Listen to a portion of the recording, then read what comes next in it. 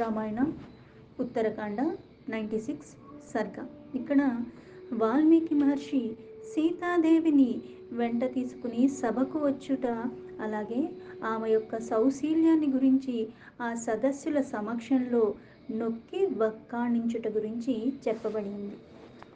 తస్యాం రజన్యాం వ్యుష్టాయాం యజ్ఞవాటగతో నృపః ఋషీన్ సర్వాన్ మహాతేజః శబ్దాపయతి రాఘవః. మహాతేజస్వి అయిన శ్రీరామచంద్ర ప్రభు ఆనాటి రాత్రి గడిచిన తర్వాత ప్రాతకాలంలో యజ్ఞవాటికకు చేరుకుని ఋషులు అందరినీ కూడా అక్కడికి ఆహ్వానించారు. వశిష్ఠో వామదేవశ్చ జాబాలిరథ కాశ్యపః విశ్వామిత్రో దీర్ఘతపః దుర్వాసశ్చ మహాతపాః పులస్త్యోపి తథా శక్తిః భార్గవశ్చైవ వామనః మార్కండేయశ్చ దీర్ఘాయుః మౌద్గల్యశ్చ మహాయశః. అక్కడ సభలో వశిష్ఠుల వారు, వామదేవుడు, జాబాలి, కాశ్యపుడు, దీర్ఘకాలము తపస్సు చేసిన విశ్వామిత్రుడు, అలాగే తపస్సంపన్నువైన దుర్వాసుడు, పులస్త్యుడు, అలాగే శక్తి, భార్గవుడు, వామనుడు, దీర్ఘాయువైన మార్కండేయుడు, సుప్రసిద్ధుడైన మౌద్గల్యుడు, వీళ్ళందరూ అక్కడున్నారు. గర్గశ్చ చవనశ్చైవ శతానందశ్చ ధర్మవిత్ భరద్వాజశ్చ తేజస్వి యజ్ఞిపుత్రశ్చ సుప్రభుః. అలాగే గర్గుడు, చవనుడు, ధర్మవేత్త అయిన శతానందుడు, తేజస్వి అయిన భరద్వాజుడు, అగ్నిపుత్రుడు, సుప్రభుడు. అంటే ఇక్కడ ఆ యజ్ఞవాటకి ఋషులందరూ కూడా ఆహ్వానించిన కారణంగా వాళ్ళందరూ కూడా అక్కడికి చేరి ఉన్నారు. నారదః పర్వతశ్చైవ గౌతమశ్చ మహాయశః కాత్యాయనః సుయజ్ఞశ్చ హ్యగస్త్వాస్తపసాం నిధిః ఏతే చ అన్యే చ బహవో మునయః సంశితవ్రతాః కౌతూహల సమావిష్టాః సర్వ ఏవ సమాగతాః. నారదుడు, పర్వతుడు, మహాయశస్వి అయిన గౌతమ మహర్షి, కాత్యాయనుడు, సుయజ్ఞుడు, తపోనిధి అయిన అగస్త్యుడు మొదలైన నిష్ఠా నియమాలు సంపన్నంగా ఉండే వాళ్ళందరూ మునులు కూడా అక్కడ కుతూహలంతో అక్కడికి విచ్చేసి ఉన్నారు. ఇక్కడ ఇంతకు ముందు ఎలా అయితే సీతాదేవి శపథం జరిగినట్లు నిశ్చయించారు, అందుకే ఆ మహానుభావుడు అక్కడ అందరినీ కూడా పిలిచాడు. అందుకే అక్కడికి వీళ్ళందరూ వచ్చారు, ఏం జరుగుతుంది అని. రాక్షసాశ్చ మహావీర్య వానరాశ్చ మహాబలాః సర్వ ఏవ సమాజగ్ముః మహాత్మానః కుతూహలాత్. మహావీరులైన రాక్షసులు, మహాబలశాలులైన వానరులు, అలాగే మహాత్ములు అందరూ కూడా ఉత్సాహంతో అక్కడికి వేచి ఉన్నారు. ఇక్కడ రాక్షసులు అంటే ఎలా అయితే విభీషణాది వీళ్ళందరూ ఉన్నారో వాళ్ళు. క్షత్రియాయే చ శూద్రాశ్చ వైశ్చావశ్చైవ సహస్రశః నానాదేశగతశ్చైవ బ్రాహ్మణాః సంశితవ్రతాః. ఎన్నో దేశాల నుంచి వచ్చిన నిష్ఠా గరిష్ఠులైన బ్రాహ్మణులు, వేల కొలదిగా క్షత్రియులు, వైశ్యులు, శూద్రులు కూడా ఆ యాగశాల దగ్గరికి చేరుకుని ఉన్నారు. జ్ఞాననిష్టాః కర్మనిష్టాః యోగనిష్టాస్తథాపనే సీతాశపథ వీక్షార్థం సర్వ ఏవ సమాగతాః. వీళ్ళందరితో పాటు జ్ఞాన కర్మయోగ నిష్ఠాపరులైన వాళ్ళు అందరూ కూడా సీతాదేవి యొక్క శపథ దృశ్యాన్ని దర్శించాలని అక్కడికి చేరుకున్నారు. ఎందుకంటే ఇది కని విని ఎరుగనిది. అంత ధర్మానికి కట్టుబడి ఉన్న ఆ ధర్మ పత్ని అయిన ఆవిడకి ఇట్లాంటి గతి కలిగింది. అందుకని ఏం జరుగుతుందా అని వాళ్ళందరికీ తెలుసుకోవాలని ఉంది. అందుకని వాళ్ళందరూ అక్కడికి వచ్చారు. తథా సమాగతం సర్వం అశ్మభూతామివాచలం శ్రుత్వా మునివరస్తూర్ణం సీతః సముపాగమత్. ఆ యజ్ఞ ప్రదేశానికి, ఆ సభకి విచ్చేసిన వారందరూ కూడా మహాశీలల్లాగా నిశ్చలంగా అక్కడ ఉన్నారు. సదస్యులొక్క రాకను తెలిసిన తర్వాత ముని ప్రముఖుడైన వాల్మీకి మహర్షి సీతాదేవిని వెంటనే తీసుకుని అక్కడికి మొత్తానికి వచ్చారు. తం ఋషిం పృష్ఠతః సీతా తన్వగచ్చత్ అవాచ్ముఖి కృతాంజలిర్పుష్పబగళా కృత్వా రామం మనోగతం. ఆ మహర్షి ఎప్పుడైతే సీతాదేవిని తీసుకొచ్చారో అక్కడికి, ఆయన్ని అనుసరించి వచ్చిన సీతాదేవి అధోముఖి అయి ఉన్నది. ఆ జానకి అంజలి ఘటించి, అంటే అక్కడ నమస్కరించి కళ్ళల్లో నీళ్లతో ఆ అశ్రువుల్ని రాలుస్తూ ఆ మనస్సుని శ్రీరాముల్లోనే ధ్యానిస్తూ ఆ సభలో నుంచుని ఉన్నది. దృష్ట్వా శృతిమివామ్యాంతిం బ్రాహ్మణం అనుగామినిం వాల్మీకిః పృష్ఠతః సీతాం సాధువాతో మహాన్ అభూత్. రాముణ్ణి ఇక్కడ వనవాసంలో ఉన్న రాముడి ధ్యాసలోనే ఉంది, రాముడు పక్కనున్న రాముడి ధ్యాసలోనే ఉంది, రాముడు వదిలేసిన రాముడి ధ్యాసలోనే ఉన్నది సీత. అందుకని ఆ ఏడుస్తూ కూడా రాముణ్ణి ధ్యానిస్తూ నించుంది అక్కడ. బ్రహ్మదేవుణ్ణి అనుసరించిన వేదమాతలాగా వాల్మీకి వెంటనున్న సీతాదేవిని చూసి ఆ సదస్సులందరూ కూడా ఒక్కసారిగా ఆ సాధువాదం అంటే భాగు భాగు అంటూ పలికారు. తతో హలహలా శబ్దః సర్వేషమేవామబభౌ దుఃఖజన్మ విశాలేన శోకేన కులితాత్మనాం. ఆ సమయంలో అక్కడున్న వాళ్ళందరూ కూడా దుఃఖాక్రాంతులయ్యారు. వారి హృదయంలో శోకంతో నిండిపోయి ఉన్నది. అలాంటి స్థితిలో ఉన్న వారి యొక్క కోలాహల ధ్వనులంతటా కూడా వ్యాపించిపోయి ఉన్నాయి. శ్రీరామ నువ్వు ధన్యుడివి అని మరికొంతమంది, సీతాదేవ నువ్వు ఎంతో ధన్యురాలివమ్మ అంటూ పలుకుతున్నారు. సాధు రామేతి కేచిత్తు సాధు సీతేతి చాపరే ఉభావేవ చ తత్రాన్యే ప్రేక్షకాః సంప్రచుక్రుషుః. ఇంకను అక్కడున్న ప్రేక్షకులందరూ కూడా సీతారాముల్లారా మీరు ఇరువురు కూడా ధన్యాత్ములు అంటూ గట్టి గట్టిగా, కొంతమంది సీతాదేవిని, కొంతమంది రాముడు, కొంతదేవి ఇద్దరిని కలిపి అంటూ అక్కడ ప్రశంసిస్తూ ఉన్నారు గట్టి గట్టిగా.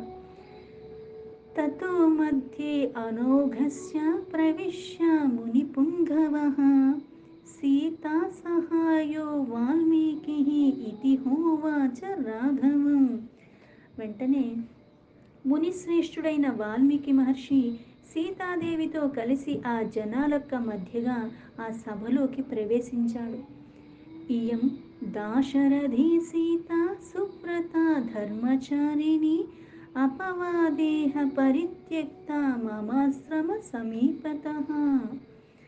ఆ సభలోకి తీసుకెళ్ళి ఆ రఘురాముడితో ఇలా మాట్లాడారు వాల్మీకి మహర్షి. శ్రీరామచంద్ర ప్రభు, ఈ సీతాదేవి వ్రత నిష్ఠ గరిష్ఠురాలు, ధర్మ నిరతురాలు. లోకోపవాదాలని తెలిసి నువ్వు ఆమెను నా ఆశ్రమ ఒక్క సమీపంలో విడిచిపెట్టేశావు.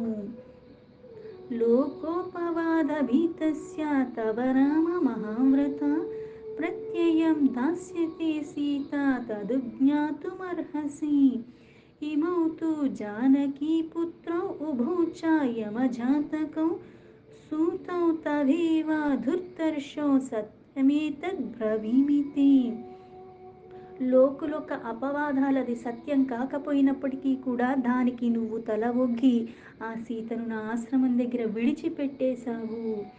ఆ మహావ్రత, ఆ రామ జానాపవాదములకి భయపడి, అంటే జనాలొక్క అపవాదాలది తెలిసి తెలియక అజ్ఞాన వశములు వాళ్ళు మాట్లాడారని మనం భయపడిపోతాము. కొన్ని కొన్ని నిర్ణయాలు తీసేసుకుంటూ ఉంటాం. ఎందుకంటే పలువులు చిలువులుగా సత్యం తెలిసేదానికన్నా అబద్ధం అన్నది ముందుగా ప్రచారం జరిగిపోతుంది, అది మొత్తం వ్యాపించిపోతుంది. ఈ జనులు ఒక్క అపవాదాలకి భయపడి నువ్వు ఈమెను తన సౌశీల్యం పైన విశ్వాసం కలిగిస్తూ అందువలన ఆమెను అనుమతింపు. కవల పిల్లలైన ఈ కుశలనవులు ఇద్దరూ కూడా సీతాదేవి యొక్క కుమారులు అని చెప్పాడు. ప్రచేతసోహం దశమః పుత్రో రాఘవనందన న స్మరామ్యనృతం వాక్యం ఇమౌ తు తవ పుత్రకో. ఈ నీ కుమారులు నీ వలనే అజేయులు. నేను చెబుతున్నది ముమ్మాటికి నిజము. నేను వరుణుదేవుని కుమారుల్లో 10వ వాడను. అందుకే రఘునందన, ఈ ఇద్దరు కూడా నీ కొడుకులే. నా నోట అబద్ధము రాదు, నేను చెప్పేది పరమ సత్యము. బహువర్ష సహస్రాని తపశ్చర్యా మయా కృత నోపాశ్నీయం ఫలం తస్య దుష్టేయం యతి మైథిలి. నేను ఎన్నో వేల సంవత్సరాలు తపస్సు చేసిన వాడును. ఈ సీతాదేవి యందు కూడా నాకు ఏమాత్రమైన దోషముంటే నా తపఫలములంతా కూడా నాకు చెందకుండు కాక. అంటే సీతాదేవి మీద అంత అపారమైన విశ్వాసం ఉన్నందుకుని ఎన్నో సంవత్సరాలు చేసిన తపస్సు కూడా నాది తొలగిపోతుంది, అది నాకు చెందదు నేను చెప్పేది అబద్ధమైతే. అంటే సీతా సాధ్వి అటువంటిది. మనసా కర్మణా వాచా భూతపూర్వం న కల్విషం తస్యాః ఫలముపాస్నీయాం ఆపాపమైథిలి యధి. నేను ఇంతవరకు కూడా మనస వాచ కర్మణ, త్రికరణ అంటాం. 3 రకాలుగా కర్మలు చేస్తూ ఉంటాం. 3 రకాల పాపం కానీ పుణ్యం కానీ వస్తుంది. మానసికంగా చేసినా, వాక్కుల రూపంలో చేసినా, శరీరంతో చేసినా సరే. అందుకని త్రికరణ శుద్ధిగా మనస వాచ కర్మణ చెప్తున్నాను. ఎలాంటి పాపాన్ని కూడా నేను ఇప్పటి వరకు చేసి ఉండలేదు. సీతాదేవి కూడా పరమ పవిత్రురాలు. అహం పంచసు భూతేషు మనఃషష్టేషు రాఘవ విచింత్యాం సీతాం శుద్ధేతి జగ్రాహ వన నిర్జనే. ఆమె పాతివ్రతము అన్నది ఆమె అనుగ్రహం వలనే, ఆ ప్రభావం వల్లనే నా తపశ్చర్య ఫలములు నాకు దక్కును. నేను పంచభూతముల సాక్షి, అంటే గాలి, నీరు, నిప్పు. ఇప్పుడు మనం కొన్ని క్రతువులు చేస్తూ ఉంటాం, ఎవరు చూడలేదు కాబట్టి ఎవరు సాక్షులు లేరు అని అనుకుంటాం. కానీ ఎప్పుడు ఉన్నవాడెవరు? సాక్షిభూతుడైన ఆ పరమాత్మ సాక్ష్యంగా ఎప్పుడూ ఉంటూనే ఉన్నాడు. నీకు నాకే కాదు, సర్వానికి కూడా. అలాగే ఈ పంచభూతాల సాక్షిగా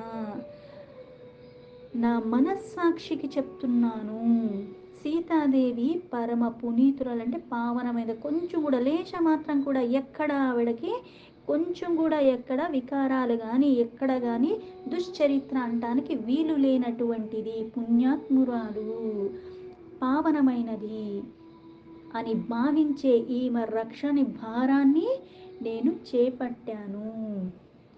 ఇయం శుద్ధ సమాచార అపాప పతిదేవత లోకోపవాదమితస్య ప్రత్యయం తవ దాస్యతి.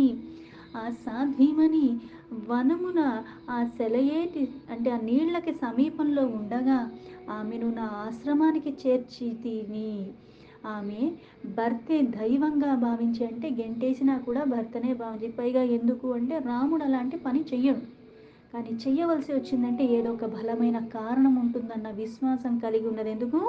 రాముడు ధర్మం తప్పడు. తనకి బాధ కలిగిన రాముడు ఆ ధర్మం కోసం ఇది చేసున్నాడని ఆ దైవంగానే భావించి ఉన్నది. పతియే సర్వస్వము. అటువంటి ఈ పతివ్రతకు ఎలాంటి పాపము అంటదు. లోకోపవాద భయానికి లోనైన నీవు ఆమె తన సచ్చరిత్ర విషయంలో విశ్వాసాన్ని కలిగింపగలదు. ఆమె చరిత్రయే సత్యం కాబట్టి. దశరథ మహారాజు యొక్క కుమారుడా రామ, ఆమె నీకు ప్రాణముల కంటే కూడా ప్రియమైనది. ఇవి నేను చెప్పక్కర్లేదు, ఆ పరమసాధ్వి గురించి నాకన్నా ఎక్కువగా నీకే తెలుసు. ఆమె పరిశుద్ధ ఆత్మురాలై ఉండును అని నీవు కూడా ఎరుగుదువు. లేకపోతే శిక్షించేవాడు, మరణశిక్ష వేసేవాడు, లేదా ఇంకోటి చేసేవాడు తీసుకొచ్చి భద్రంగా ఏ ఆశ్రమంలో ఉంటే ఆవిడ సురక్షితంగా ఉంటుందో అటువంటి ఆశ్రమం యొక్క సాన్నిధ్యంలో ఎందుకు వదులుతాడు? ఎందుకంటే ఆవిడ చరిత్ర గురించి ఆయనకి తెలుసు కాబట్టి. ఆవిడ ఏ దుఃఖానికి దూరంగా ఉంటే ఆవిడ కాస్త సుఖంగా ఉంటుందనుకున్నాడు. ఆ కారణం చేతనే అలాంటి నిర్ణయం తీసుకోవాల్సొచ్చింది రాముడు. తస్మాదీయం నరవరాత్మజా శుద్ధభావా దివ్యేన దృష్టివిషయేన తథా ప్రవిష్టా లోకోపవాదా కలుషీకృతచేతసా యా త్యక్తా త్వయా ప్రియతమా విదితాపి శుద్ధా. అయినా లోకులొక్క అపవాదాలకి భయంతో మనస్సు నువ్వు బాధ కలిగినా సరే నీవు ఈమెను పరిత్యజించావు, వదిలేశావు. నా దివ్య దృష్టి ప్రభావంలో ఆమె యొక్క నిర్మల భావాన్ని తెలుసుకోగలిగాను. ఆ విషయాన్ని నేను నీకు తెలుపుతున్నాను. ఇక్కడ ఈయన చెప్పకపోతే రాముడికి తెలియదని కాదు. రాముడికి తెలుసు, కాకపోతే రాముడికి ఎంత తెలిసినప్పటికీ కూడా ఇప్పుడు ఎలా అంటే ప్రేమ గుడ్డిది అంట. నాకు అవతల వాడి మీద మమకారం ఎక్కువ ఉంది కాబట్టి ఆ తప్పులు కూడా నేను కప్పిపుస్తున్నట్టుగా అవతల వాడికి కనిపిస్తుంది. నాకు వీళ్ళంటే ఇష్టం కాబట్టి, అది నా బిడ్డ కావచ్చు, నా భర్త కావచ్చు, నా తండ్రి కావచ్చు, నా తల్లి కావచ్చు, నా అక్క ఎవరైనా కావచ్చు. వాళ్ళ మీద నాకు ఇష్టం ఉన్నప్పుడు ఏం చేస్తాను, తప్పులు కూడా కప్పిపుచ్చేస్తాను. అది తప్పుగా నేను నిర్ణయించుకోను. అందుకని అది తప్పు కాదని నేను మాట్లాడతాను, నాకు ఇష్టం ఉంది కాబట్టి. ఇతరులకి వాళ్ళ మీద ఎటువంటి అభిప్రాయం లేకపోయినా వాళ్ళు చేసే పనులు బట్టి అది సరైందా కాదా అని వాళ్ళు చెప్తూ ఉంటారు. అటువంటివి ఏమవుతాయి, సాక్ష్యాలు అవుతాయి. తప్పుడు సాక్ష్యాలు చెప్పడం వేరు, ఉన్నది ఉన్నట్టుగా మాట్లాడు. ఇలాంటి తపోనిష్ఠుడు ఎన్నో దివ్య సంవత్సరాలు తపస్సు చేసి త్రికరణ శుద్ధిగా ఉన్నవాళ్ళు, అటువంటి వాళ్ళు ఎప్పుడైతే అనిండు సభలో ఇంతమంది వాళ్ళు ఉండగా అక్కడ ఆవిడ యొక్క చరిత్ర గురించి మాట్లాడితే, ఇక్కడ రాముడికి ఆవిడ పక్క త్యాజించాడు కానీ అక్కడ శారీరకంగా ఇక్కడ ఈయన పక్కన లేకుండా దూరంగా ఉంది. కానీ మనస్సంతా ఎలా అయితే సీతాదేవి ఎప్పుడు ఆ రామధ్యానంలోనే ఉంటుందో, బాహ్య ప్రాణం సీత రాముడికి కూడా ఆ మనసుకి బాధ కలిగిన అంటే కొన్ని కొన్ని నిర్ణయాలు ఎలా ఉంటాయంటే, నా కుటుంబం వరకు నేను ఎలాంటి నిర్ణయాలు తీసుకున్నా నడుస్తుంది, దీంతో ప్రపంచానికి సంబంధం లేదు. కానీ ఒక అధికారంలో ఉన్నప్పుడు, ఒక బాధ్యతను తీసుకున్నప్పుడు నేను ఇష్టారాజ్యంగా ప్రవర్తించడానికి వీలు లేదు. అది తప్పైనా సరే మళ్ళీ నా ఇష్టారాజ్యంగా నాకు నిర్ణయాలు తీసుకోకూడదు. దాని ప్రభావం అందులో ఉన్న వాళ్ళందరి మీద పడుతుంది. సీతాదేవి అయిన సాధ్విలాగా అందరూ ఉండరు. మనస వాచ కర్మణ రాముడే సర్వస్వం అనుకుని ఎక్కడైనా సరే అంతలాగా నిష్టగా ఉండగలిగింది అది సీతకే సాధ్యమైంది. పైగా ఎక్కడ ఒక్క పల్లెత్తు మాట అయినా సరే అంత వైభవపేతంగా బతికి ఉన్నది. ఇంత వైభవపేతమైన ఇంటికి కోడలైనప్పటికీ కూడా సర్వాన్ని వదిలేసి రాముడు పక్షాన ఉంటే చాలు అని అనుకుంది, వచ్చేసింది. అక్కడికి వెళ్ళా కూడా నీ వల్లే నాకు ఈ కష్టం అని కానీ ఇంకోటి కానీ ఒక్కసారి కూడా ఎప్పుడు అననైనా లేదు. అటువంటి తలంపులే లేనిది. అలాంటిది సీతాదేవి. కానీ ఏదో ఒక రూపంలో మనకి బాధ వస్తుంది, ఏదో ఒక నిమిషంలో మనము తూలనాడుతూ ఉంటాం, అనకుండా ఎవరు ఉండరు. సీతాదేవితో పోల్చుకోవటానికి వీలు లేదు. అలాగే రాముణ్ణి కూడా తక్కువ అనటానికి వీలు లేదు. ఎందుకంటే అధికారంలో ఉన్నాడు, అధికారానికి తగ్గట్టుగా అధికారం వదిలేసి సీత వెనకాల రాముడు వెళ్ళిపోతే అయిపోయింది కదా అని కూడా అనుకుంటాం. కానీ అప్పుడు ఆ నిందని నిజం చేసినట్టు అవుతుంది. అపవాద తొలగే ప్రయత్నం చేయాలి, అలా అనేసి క్షణికావేశంలో నిర్ణయాలు తీసుకోకూడదు. మళ్ళీ ఆ అపవాదానికి మళ్ళీ ఆర్ఘ్యం పోస్తున్నట్టుగా అది బలోపేతం అయ్యేలాగా కూడా చెయ్యకుండా దాన్ని సామరస్యంగా తొలగించగలగటం, మళ్ళీ అవతల వాళ్ళకు కూడా ప్రశాంతత కలిగి మళ్ళీ కాలానుగుణంగా మళ్ళీ ఆ సమస్యకు పరిష్కారం లభిస్తుంది. కొన్ని కొన్ని వాటికి మనం హడావిడి పడి నిర్ణయాలు తీసుకోకూడదు. అలాగే తన మనస్సు తెలిసి తన ప్రాణానికంటే ప్రియమైనదైనప్పటికీ కూడా ఆవిడ ఒక చరిత్ర ప్రత్యక్షంగా చూసినవాడు. అందుకే ఇటువంటివన్నీ వస్తాయని అగ్ని పరీక్ష కూడా పెట్టాడు. అక్కడ కూడా సీత మీద అనుమానంతో పెట్టలేదు. ఎందుకంటే కొన్ని ఆ అపవాదాల నుంచి, ఆ నిందల నుంచి, ఆ మాటల నుంచి తప్పించటానికే చేశాడు. ఇంత చేసి ఇన్ని ఆలోచించి నిర్ణయాలు తీసుకున్నప్పటికీ కూడా అపవాదకి గురవ్వాల్సి వచ్చింది సీత.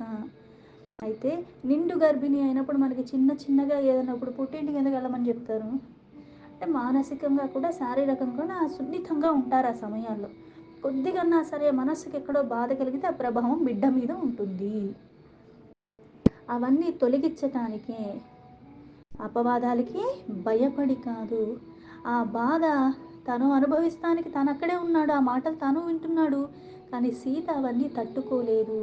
సీతకు అసలైన శిక్ష ఏంటంటే తన భర్త నుంచి దూరం చేయటం ఇంకా ప్రీతిగా చూసుకునేవాడు శాశ్వతంగా దూరం అయిపోయాడు తనకి.